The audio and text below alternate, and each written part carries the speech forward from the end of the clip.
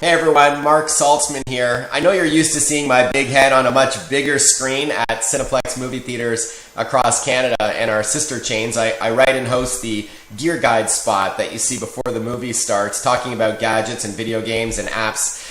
So thank you, first of all, to the organizers of EdAppHack, the educational hackathon that you're at, to give some introductory remarks. Before I get into what a journalist like myself looks for in an app and what makes it compelling and unique, a little bit about what I do if you're not familiar with my work. So along with the Cineplex spots and some TV work like CNN and CTV, I'm a journalist, I'm a critic, if you will, a technology reviewer who takes a look at gadgets and video games and apps. It's a pretty sweet gig, I'm not gonna lie to you, it's a really fun job.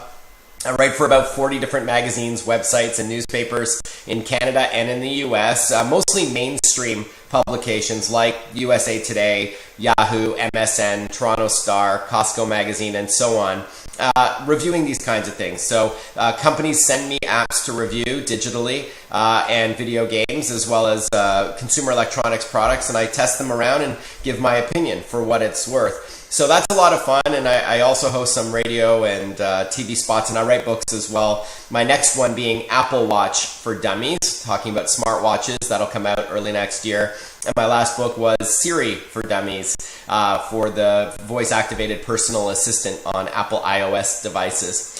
So again, thanks so much for letting me chat a little bit about, in my opinion, and other journalists who review apps on a regular basis, there are a couple things that we do look for when it comes to justifying reviewing an app that comes across our desk. So as you likely know, there are millions of apps available, more than 1.3 million downloads at the App Store, even more than that at Google Play. And then of course there's Windows Store and BlackBerry World as well. So no shortage of opportunities. And that's just for mobile devices. Now they're calling apps software and programs, which is really what we're talking about. Now they're calling them apps and having similar digital stores for smart TVs and for computers, and it's not just smartphones and tablets anymore, and soon watches. Smartwatches like this will have its own app store as well, along with other wearables like smart glasses. So the future is definitely there.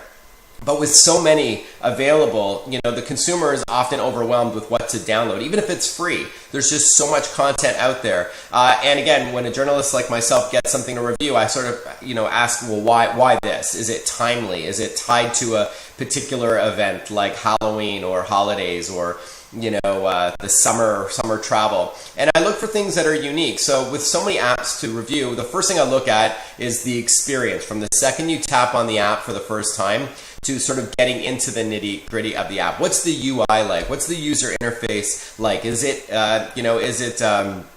something that's really seamless? Is it sort of a natural interface? How well do they implement touch? Or is this something that would be better suited for another way to interface with the content? Mouse, keyboard, voice, gestures. But, and I mean gestures in the air. So is it suited for the platform? How unique is this app? We know it's difficult to come up with something brand new and unique. There's nothing wrong with building on an existing concept as long as you bring something to the table. After all, Facebook is really just MySpace with some iterations, with some improvements on the platform. And Candy Crush Saga, one of the most downloaded games of all time on mobile devices, is really just a game called Bejeweled, which had, they built upon the concept. So don't think you have to reinvent the wheel, in other words. You can create something that's been around, but build upon it in some way, shape, or form. Again, so user interface is key. Having somewhat of a unique concept is great because it gives us a news hook, something that we can justify writing about the app for our publications. We're talking about it on TV or radio. A homegrown angle is nice, something Canadian. After all, think about a local game developer in the GTA like Game Hive. They're a developer, you might not know them by name, but their game series, Kick the Buddy, has been downloaded more than 100 million times. So there's some great local talent right here in the Toronto area that's making a great living selling apps.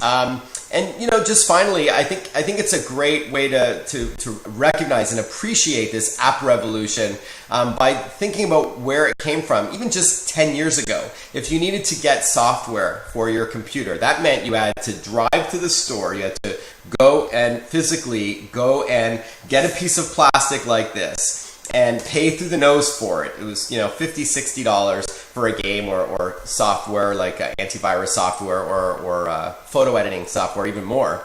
And you had to go home, install the disk, download updates. It was a pain in the you-know-what. Fast forward to today, we all have these mobile devices in our pocket. Well, about 70% of Canadians now have a smartphone with an integrated app store. We've got ubiquitous Wi-Fi and cellular connectivity everywhere. You can peruse the app store, look for top 10 lists, what's trending, what's recommended by Apple, featured among the community, word of mouth, buzz. And now we're downloading these apps on the fly for free or close to it.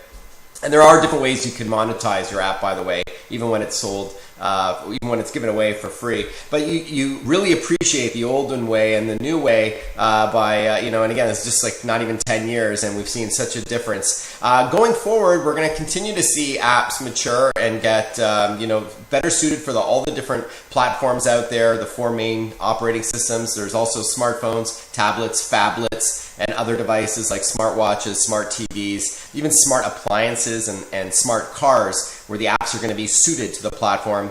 We're going to still see downloadable apps as we do now, but also HTML-powered apps that live in the cloud, if you will, and you can access it on multiple devices. The updates are done on the back end, so it's better for the consumer. One platform for all screen sizes and all platforms, mobile operating systems, so you don't have to download one just for iOS or just for Android.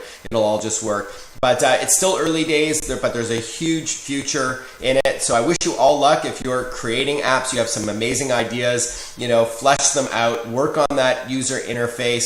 And then once it's done and it's live on the App Store, if you don't have the budget to hire, a PR firm or marketing department, of course, there are lots of different ways that you can reach out to guys and girls like me who review apps, to get the ball rolling, more of a grassroots approach, to get some recognition, just use the web, use the internet to find who to send these apps to. Make sure it's the kinds of things they do review, or else you're just spinning your wheels and you're not going to get anywhere. But I wish you luck. You're in a great industry that's only growing with all of these mobile devices and counting, and certainly no shortage of opportunities going forward. So best of luck to you. I want to thank again the organizers of this educational hackathon for having me say hello, and wish I could be there in person, but alas, I'm traveling. So thanks for the video message, for allowing me to talk to you guys. Have a great day. Cheers. Bye-bye.